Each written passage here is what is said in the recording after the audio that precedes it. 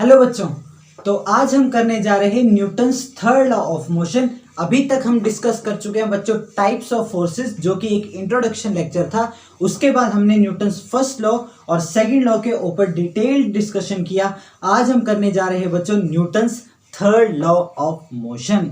तो बचपन में हमने एक लाइन सुनी थी, every action has equal and opposite reaction, और सबको ये लाइन आती है क्योंकि 9th क्लास में ये लाइन रटाई जाती है और बड़ी प्यारी सी लगती है सुनने में, every action has equal and opposite reaction. तो लाइन तो सही है बच्चों, लेकिन कुछ कंडीशन है यहाँ पे। हर किसी फोर्स के पेयर को आप एक्शन रिएक्शन फोर्स नहीं बोल सकते। कुछ कंडीशन है जो कि आपको समझनी है, तो आज हम वही समझने की कोशिश करेंगे। तो चलो स्टार्ट करते हैं हम Newton's third law of motion. आज बच्चों थोड़ी लाइट की कमी आपको जरूर दिखेगी, ठीक है, उसके लिए मैं माफी चाहूंगा, लेकिन थर्ड लॉ आपको बहुत अच्छे से समझ में आएगा, ऐसी मैं आपको प्रॉमिस करता हूं। न्यूटन्स थर्ड लॉ, ठीक है बच्चों। तो लाइन तो वही है, चलो पहले तो वो लिख लेते हैं जल्दी से और काम खत्म करते हैं लिखने का, फिर समझते हैं। Every action has equal and opposite reaction, ठीक है बच्चों। आर एक्शन मैंने रिएक्शन की शॉर्ट फॉर्म लिख दी। अच्छा, इसका ये मतलब है कि जब भी कोई भी फोर्स लगेगी, कोई भी मतलब कोई भी फोर्स लगेगी, अकेली नहीं लगेगी, हमेशा पेयर में लगेगी। जब भी किसी बॉडी के ऊपर अगर आपने फोर्स लगाई तो वो बॉडी भी आपके ऊपर फोर्स लगाएगी। इसको आप कई जगह फील कर सकते हो बच्चों। अगर आप कई बार दीवार को धक्का मारते हो तो दीवार भी आपकी तरफ फोर्स लगाती है, इसलिए आपको ज्यादा जोर लगाना पड़ता है। और कई बार तो आप पीछे फिसलना स्टार्ट कर देते हो। पीछे की तरफ फोर्स कौन लगा रहा है? आपकी तरफ दीवार लगा रही है, ठीक है। फिर जो पहाड़ चढ़ने वाले होते हैं वो रस्सी बांध देते हैं, ठीक है। रस्सी को कहां की तरफ फोर्स लगाते हैं? वो रस्सी को नीचे की तरफ खींचते हैं, नीचे की तरफ खींचते हैं, नीचे की तरफ खींचते हैं, तो वो कहां जाते हैं? वो ऊपर जाते हैं। नीचे की तरफ रस्सी को फोर्स लगाई और रस्सी ने उनके ऊपर ऊपर की तरफ फोर्स लगाई। यही है बच्चों एक्शन एंड रिएक्शन। देखो, अगर यहां पे मैंने बोल दिया कि एक रस्सी लटकी हुई है, ठीक है, और यहां पे आप चढ़ गए मान लिया, ठीक है, ये रस्सी को आपने पकड़ लिया, तो आप क्या करोगे बच्चों? ऊपर जाने के लिए आपको रस्सी को क्या करना पड़ेगा? नीचे खींचना पड़ेगा। तो आप तो रस्सी को नीचे खींचोगे, लेकिन रस्सी आपको ऊपर खींचेगी, जिसकी वजह से आप ऊपर की तरफ जाओगे। ये है बच्चों एक्शन एंड रिएक्शन पेयर। अब कैसे लगता है पता? एक्शन एंड रिएक्शन पेयर, हर किसी फोर्स के पेयर को एक्शन रिएक्शन पेयर नहीं बोला जा सकता। अब देखते हैं बच्चों क्या होता है यहां पे, ठीक है। तो सबसे पहला रूल तो हमने सीख लिया न्यूटन्स थर्ड लॉ का, कि every forces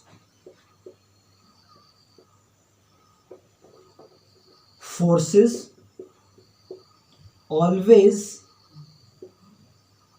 act in pairs. Forces हमेशा पेयर्स में पाई जाती हैं, लेकिन अब जो फोर्स लगाई वो एक्शन और जो फोर्स उल्टी लग गई वो रिएक्शन। इतना तो आप समझते हो, इतने नादान तो आप नहीं हो, ऐसा मैं जानता हूं, ठीक है। तो forces always act in pairs. तो होगा क्या बच्चों? एक्शन एंड रिएक्शन, ये बहुत जरूरी है। Action and reaction always act on different bodies. ये बहुत इंपॉर्टेंट है पहचानने के लिए कि एक्शन रिएक्शन कौन कौन सी फोर्सेस हैं। एक्शन की फोर्स और रिएक्शन की फोर्स अलग अलग बॉडीज पे लगेगी। देखो बच्चों, अगर मैंने यहां पे बनाया एक डब्बा, ये यहां पे रखा हुआ है, ठीक है, मान लिया। अब देखो, इसके वेट की वजह से एक ग्रेविटेशनल फोर्स लगेगी इसके ऊपर नीचे की तरफ mg, ठीक है, और एक इस सरफेस की वजह से इस डब्बे के ऊपर फोर्स लगेगी नॉर्मल रिएक्शन। ये सरफेस की वजह से लगी, ये ग्रेविटी की वजह से लगी। देखो बच्चों, ये दोनों फोर्सेस इक्वल भी हैं, अपोजिट भी हैं, एक ऊपर एक नीचे, और इक्वल भी हैं, इक्वल एंड अपोजिट। लेकिन क्या ये फोर्सेस एक्शन रिएक्शन बोल सकते हैं हम कि ये एक्शन और ये रिएक्शन, या ये एक्शन या रिएक्शन? नहीं बोल सकते बच्चों। ये फोर्सेस एक्शन रिएक्शन नहीं हैं, क्योंकि एक्शन रिएक्शन हमेशा डिफरेंट बॉडीज पे एक्ट करती हैं। समझ में आया? समझ में आया। दूसरी बात बच्चों, एक्शन एंड रिएक्शन जो होती हैं, action and reaction are of same nature. अगर ये ग्रेविटी की वजह से फोर्स लग रही है तो जो इसका रिएक्शन पेयर होगा वो भी ग्रेविटी की वजह से ही लगेगा। ग्रेविटेशनल फोर्स का पेयर ग्रेविटेशनल फोर्स के साथ, इलेक्ट्रोस्टैटिक फोर्स का पेयर इलेक्ट्रोस्टैटिक फोर्स के साथ, स्प्रिंग फोर्स का पेयर स्प्रिंग फोर्स के साथ। तो यहां पे ये दोनों एक्शन रिएक्शन नहीं है, हमको ये बात क्लियर हो गई। लेकिन जब हमको पता है कि सारी फोर्सेस पेयर्स में होती हैं तो इसका पेयर किसके साथ होगा, कौन सी फोर्स है जो किसको पेयर करेगी। देखो बच्चों, ये mg फोर्स ग्रेविटेशनल फोर्स है जो कि इस डब्बे के ऊपर अर्थ लगा रही है। ग्रेविटेशनल फोर्स कौन लगाता है, नीचे की तरफ अर्थ लगाती है। तो ये डब्बा भी ग्रेविटेशनल फोर्स लगाएगा अर्थ को ऊपर की तरफ। बच्चों ये है एक्शन रिएक्शन पेयर। सुनने में अजीब लगेगा लेकिन ये सुनो, अगर सेब नीचे की तरफ गिर रहा है बच्चों तो सेब को फोर्स लगा रही है अर्थ नीचे की तरफ mg, तो ये सेब भी ग्रेविटी लगाता है अर्थ के ऊपर mg ऊपर की तरफ। हर किसी बॉडी के पास अपनी ग्रेविटी होती है।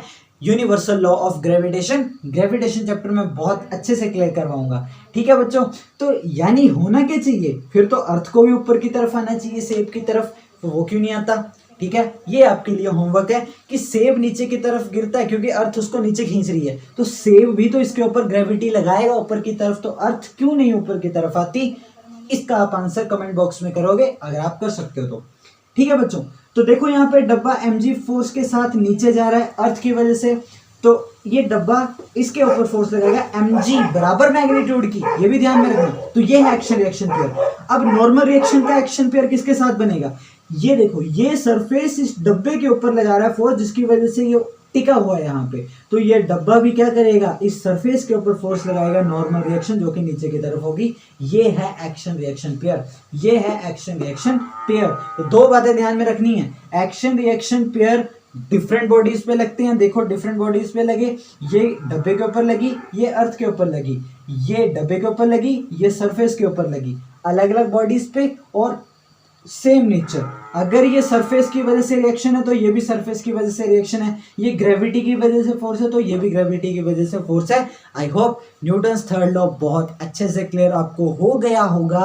ठीक है बच्चों, बहुत सारी कमियां थी इस वीडियो में क्वालिटी को लेके, ठीक है, वीडियो क्वालिटी को लेके। आई होप ये लॉ आपको समझ में आया होगा। चैनल अभी नया है, आप सपोर्ट करेंगे तो ज़रूर मैं इम्प्रूव करूँगा। मेरी कमियाँ बताओ यार कमेंट में, ठीक है बच्चों, आप साथ दोगे तभी ये चैनल ग्रो कर पाएगा और 100% करेगा। So thank you so much, love you.